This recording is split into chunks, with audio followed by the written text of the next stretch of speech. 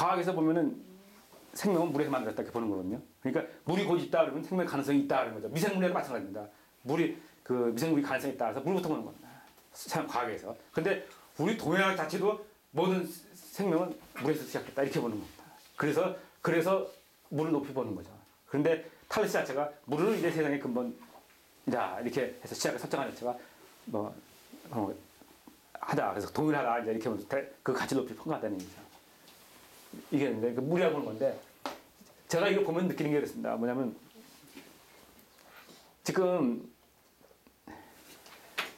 우리 서양 과학이 서양 철학을 하면 이걸 각자 따로 다 공부하지 않습니까? 이렇게 하고 이렇게 우리가 이렇게 하는데 과학도 마찬가지입니다. 과학도 이걸 발견을 따로 물리학 따로 하지 않습니까? 그런데 저 같은 경우는 아까 얘기했지만 과학도 아니고 철학도 아니라고 말씀드렸는데 저는 나름대로 이 동양적인 이 틀을 가지고 공부하다가 나중에 이틀을 보기 시작했습니다. 과학도 마찬가지고 철학도 마찬가지고 이틀을 보기 시작했는데 보니까 이걸 기준으로 이제 보기 시작한 거죠, 이거를.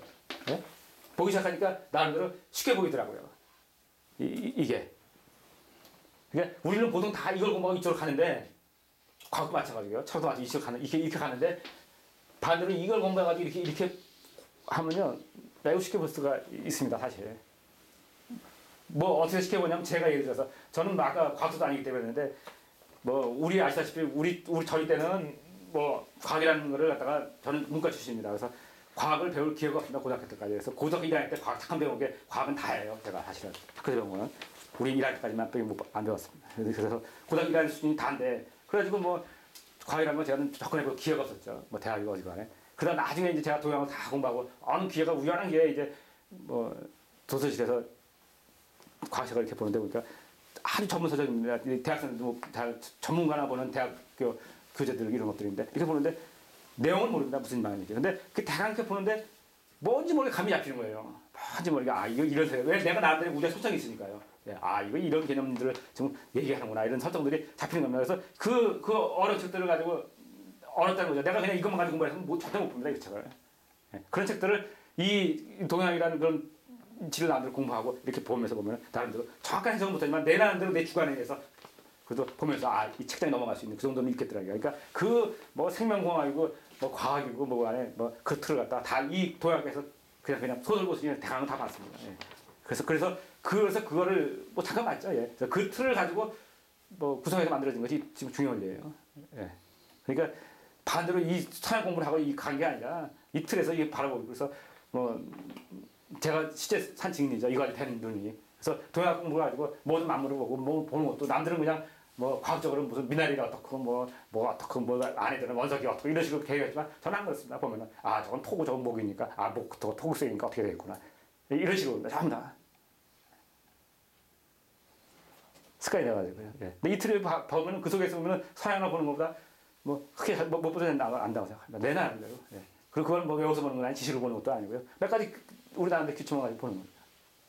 근데 그게 보는 뿐이 아니라 이 책에 있는 그 전문서에서 남들을 보인다는 거죠.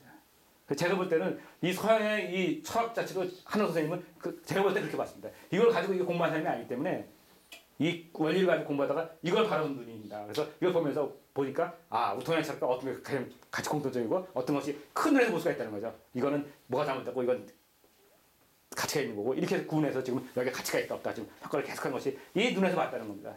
그래서 제가 이 부분을 좀 이해할 수 있습니다.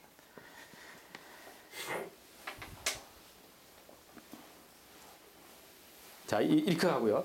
또 다음에 얘가 또 하나 뭐냐면요. 우리는 세상을 어떻습니까? 전부 우리 현재 보이는 건 우리는 세상을 어떻게 판단하면 전부 보이는 거 가지고 판단합니다.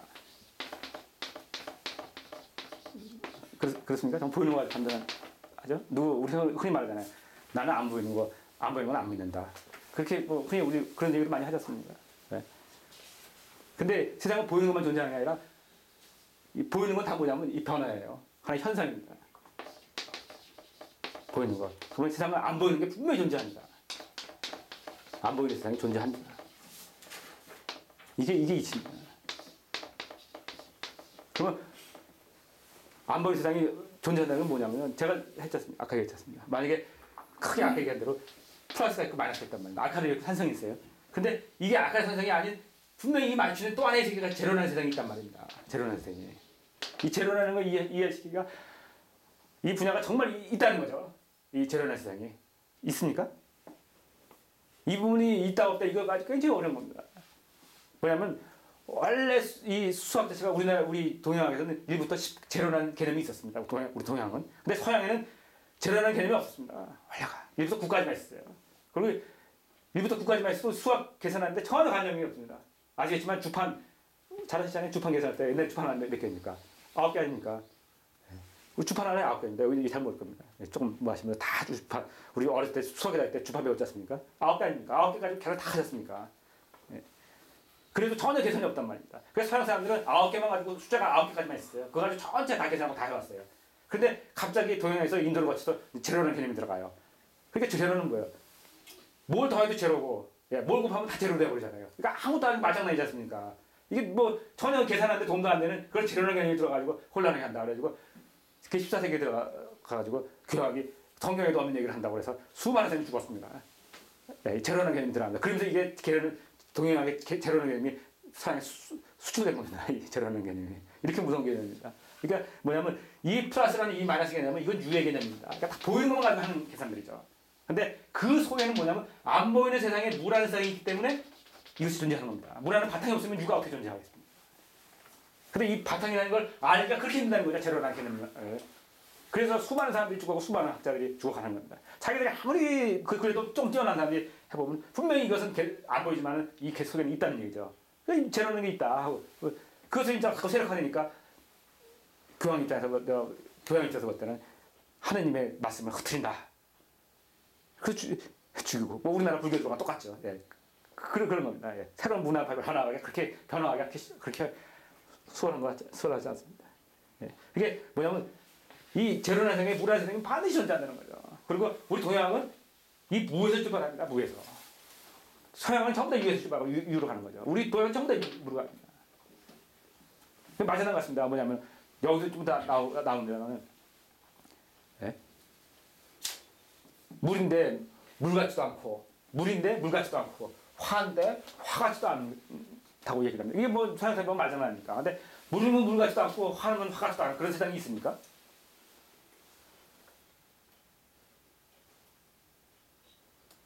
근데 우리는 그게 바로 중요한 세상인데, 자, 뭘 얘기하냐면 이 습 있지 않습니까? 습.